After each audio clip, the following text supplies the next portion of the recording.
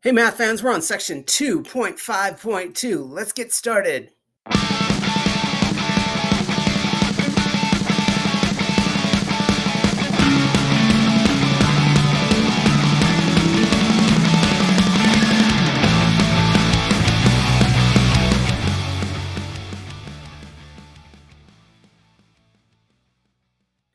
This video is going to focus on specifically end behavior statements.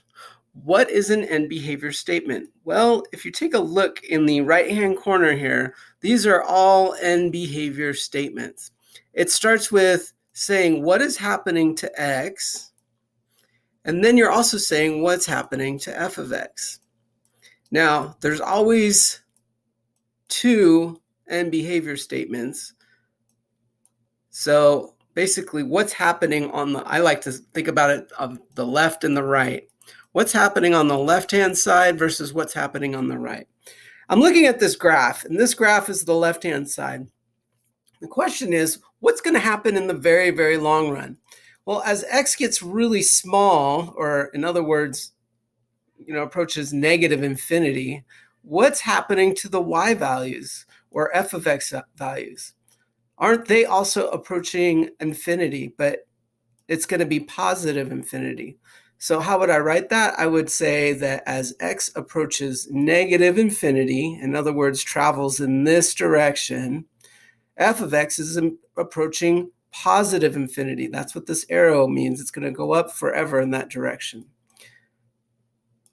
Then I look at the left-hand side of the right-hand side of the graph. So what's happening on the right? Well, as you can see, the graph kind of goes up, but now look what's happening in the long run in this direction. As x is getting really large or approaching positive infinity, what's happening to the y values or the f of x values? Isn't it approaching negative infinity? So that's going to be my other end behavior statement. So I'm going to write f of x, or I'm going to write x as x approaches positive infinity. In other words, travels to the right forever and ever and ever, f of x is going to approach negative infinity. As you can see, it's going down. So my question is which one of these is going to be the correct choice? And it looks like this is going to be our correct choice. As x approaches positive infinity, in other words, travels this way, f of x will be approaching negative infinity.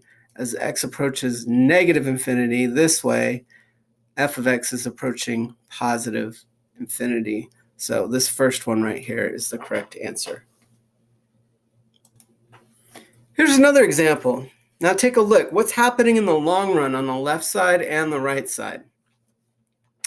Actually, I'm thinking it might be better if we do the right side first and then we do the left side. So let's do the right side. What's happening as x is approaching positive infinity this direction? What's happening to the y values? It looks like f of x is doing what? That's right, it's approaching negative infinity.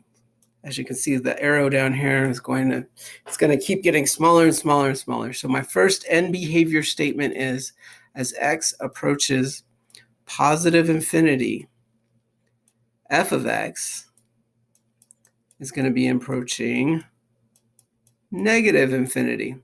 And so you can kind of start to rule out some of them. So I'm going to cross out anything that doesn't have x approaching positive infinity, x approaching negative infinity. So that leaves two more options here. So what's happening on the left-hand side of the graph? Well, as x approaches negative infinity in this direction, isn't it also going to be approaching negative infinity for the y values? F of x will be approaching negative infinity. It's going to keep getting smaller and smaller. So my second end behavior statement is as x approaches negative infinity, f of x will be approaching negative infinity. So I'm looking for another negative infinity, which is right here. So there's our correct answer, the last one. Here's our answer.